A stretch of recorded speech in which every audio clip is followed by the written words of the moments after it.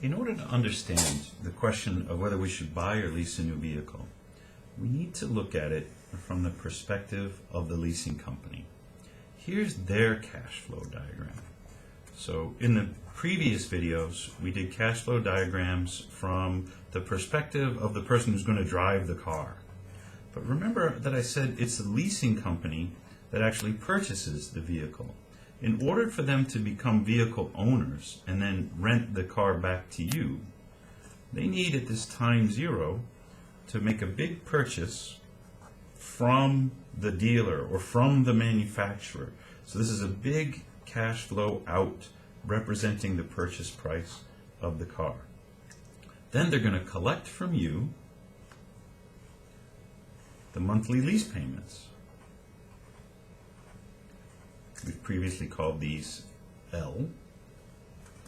In this case, we were using the example of a 48-month lease. So they collect their last payment at the 47th month. Now, the big question is, what happens after 48 months? This entire time they own an asset, which is the car that the lessor, let me see if I've got that right, the lessee, the person who's driving around in the car, the leasing company owns that asset. And it was worth this much, P, which they call in the lease contracts, they call the agreed upon value of the vehicle. Now, they can't exactly call it a price in your contract because you're not actually buying the car, but it's the value of the vehicle that you and the dealer agree upon. That's what the leasing company says the car is worth when they purchase it. Now they're renting it, or leasing it, because it's a long-term rental agreement, out to you. At the end of the 48 months, when you're done with the car and you give the car back to them, you pay a disposition fee. It's usually on the order of the same amount as the lease payment. Might be a little bit more, might be a little bit less. Something like $300. And then they're going to auction the car off. This is where they collect from whomever buys it at auction whatever the residual value, this is again the language of leasing, whatever the residual value of the car is at the time. Now, the difference between buying a car with a loan and leasing a car is that not only do you have to agree upon the value of the vehicle at the time of purchase, but your leasing agreement will specify the residual value of the vehicle. If it's a car that holds its value fairly well, then F on a 4-year lease might be around 40% of P. 40% would be pretty good. I think I'm not a used car market expert, but the idea here is that the car is losing value, and we're all familiar with this. It's called depreciation. I'm going to use a different color for this. We understand that they have an asset on the books, so as soon as they purchase the car, we're going to say, here's the value of that asset on their books. The value of that asset declines over time, and that's because you're driving around in the car, you're using the car. So you're not selling the car, so we can't say that this is the price. We can't even say that this is the worth. We're going to call it the book value. The book value is the amount of money recorded on the books of the leasing company. They say, when we very first purchased the car, it's worth this, and that amount is P, and then it declines over time. Now, of course, this is not to scale. I haven't shown how dramatic the decline is, but that's okay. We know that it goes down more at first and then less at the end until it reaches F. F is the book value that they have, but we don't know if F is what they're actually going to get. F is what they actually get at auction. We don't know if that's the same as the book value that they would record at the end of the lease. So they have to make a guess about what this residual value is going to be. But it could be more, and it could be less. So although the book value is a single number, the market value of the car could be a range, something higher, something lower. Now, if the car is worth more than the residual value that they assumed, you might say that the leasing company is like terrific. We love to get more at auction than we assumed when we first entered into the lease agreement. But that's not the case. They can't ever expect to get more at auction than the residual value in the lease agreement. And the question is, why?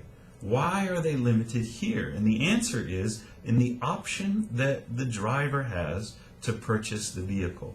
So everything up here, everything above the book value that you agree upon with the dealer, this is all the area in which the car holds its value better than the leasing company thought it would.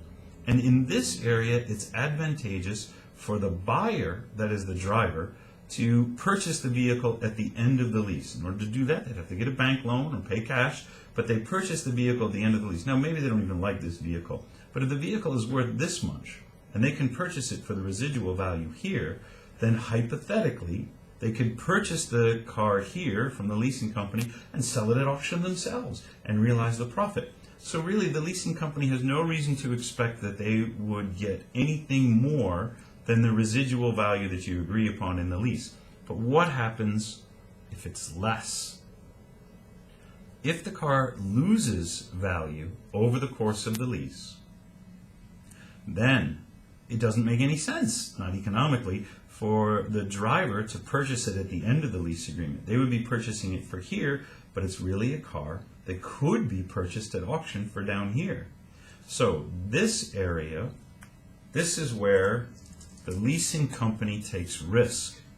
They think the car is going to be worth this much, but potentially it's only worth that much. And in this case, they're taking the risk that the driver will put the car back onto them instead of purchase the car, and they will have to realize this loss.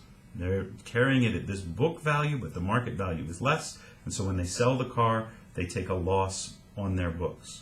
This is very important from the leasing company's perspective. This is a risk that they take that they're not compensated for by the possibility of appreciation, at least not if the car driver is savvy. So let's take a look at the leasing company's perspective. They have to pay this out. We want to net present value this out for the leasing company. They pay this out at time 0. Now, the lease payments, unlike in the last video where the lease payments were negative, they're collecting the lease payments. That's terrific. They don't get the taxes. In the last video, the driver had to pay the taxes. Of course, the government is collecting the taxes. So it's just the lease payments. We're going to discount these lease payments so we can express them in terms of present value. And hopefully we're all familiar with this equation by now.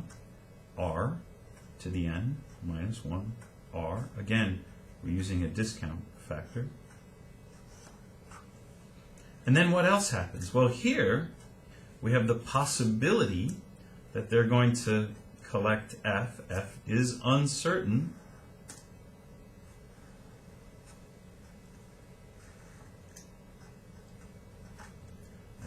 I put these brackets in, I suppose, for no reason whatsoever. And then, of course, they get the disposition fee, which is small relative to these factors, but we'll include it nonetheless. Now, if the car holds value and the driver wants it, then there will be no disposition fee, but there will be a purchase F here, which is not the market value. So I'm going to introduce a new variable, and we're going to call this R, residual value. From the leasing company's perspective, they're never going to get more than the residual value. They're expecting the residual value from the contract, but they're going to get whatever they can realize at auction. It might, R is going to be less than or equal to this residual value that in the past we've called F. Now I've introduced some confusing terminology. And that's because from the leasing company's perspective, they don't get the appreciation. This is all contingent upon what happens here. R might be less than the F that we've talked about in the past, although it would still be market value. It can never be more than the F that we've talked about in the past. So here's the leasing company's perspective. This is how they decide whether this is a profitable arrangement for them or not. And there's considerable risk in this R parameter, and of course they don't know if they'll be collecting the disposition fee either. If they don't collect the disposition fee, they can be guaranteed to collect the residual value because you're going to purchase the car, or the driver will purchase the car at that residual value. If they do collect the disposition fee, then they'll get the market value rather than the residual value plus the disposition fee from the driver. Here's the last thing that's interesting. I'll use the new color for that here. And we've always called this, when we're talking about it from the driver's perspective, the discount rate. And that's true. But keep in mind that leasing companies, they're not sitting on a wad of cash waiting to purchase cars. They have their own financing costs. And so this money costs them. They borrow this money themselves, and they have to pay interest on that. When you lease a vehicle, you're paying for two things. You're paying for the depreciation of the vehicle that the leasing company, this is a real cost incurred by the leasing company, the difference between P and the present value of whatever they recover at the end of the lease. So you're paying for that depreciation. You're also paying for the cost of this asset. This is the rent on money. You're driving around in this expensive asset. Somebody else paid for it. Somebody's financing that. But it's not in your lease agreement called interest. It's called a money factor. The reason it's not called interest is because you didn't buy anything and you don't have a loan. You're paying rent. So there's two things that you pay for in a lease. The depreciation of the car losing value over time, and two, the money factor. And money factor is the financing costs that the leasing company is passing through to you. Generally, the leasing company will insert for their discount rate the equivalent. The money factor is not expressed in the same units as an interest rate, even though it serves the same function. They will insert an equivalent discount rate, a discount rate equivalent to whatever the money factor in the lease is, to decide whether this is a profitable arrangement. Now, the depreciation is an interesting thing. I said in the past that somewhere around, the car will be worth about 40% of the purchase price after 4 years. But I said this varies. Some cars hold their value more than other cars do. So the question is, what kind of car could we expect to have a high residual value, and what kind of car would have a low? Well, generally, high residuals, these are cars that depreciate slowly. They hold their value. All-wheel drive, four-wheel drive, luxury brands. It's often the most expensive cars that have the highest residual value. Now you might ask yourself, if I'm leasing a car, do I want a high residual value or do I want a low residual value? Well, a high residual value means that you have to pay a lot. If you want to keep the car at the end of the 48 months, you have to pay a lot in order to stay in it. A low residual value would make it look like if you want to keep the car, you pay very little, you pay less at the end of the 48 months. But you are paying for two things, depreciation and the money factor. If the car has high residual value, that means depreciation is low, and that makes the lease option look more attractive. You often see lease advertisements for all-wheel drive, four-wheel drive, and luxury vehicles because from the leasing company perspective, this R is high, adds to net present value, reduces the leasing company expenses, and that means you get a lower lease payment.